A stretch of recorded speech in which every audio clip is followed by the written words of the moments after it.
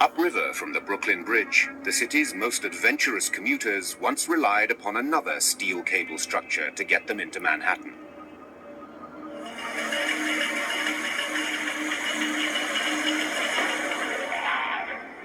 The only thing holding up the Roosevelt Tramway is a pair of 2-inch diameter wire ropes. The weak point is the spot where the cables cross over the steel support towers.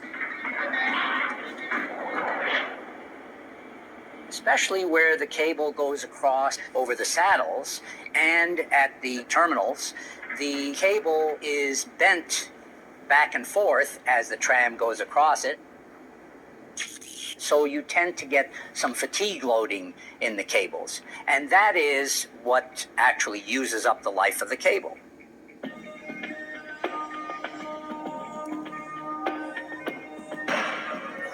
In the time of humans, the cables were shifted roughly 100 feet every 5 years to keep any one point from being in contact with the towers for too long.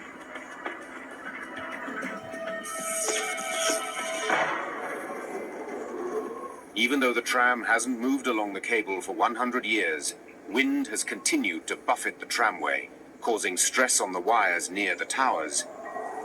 They snap, and the tramcar plunges 250 feet into the East River.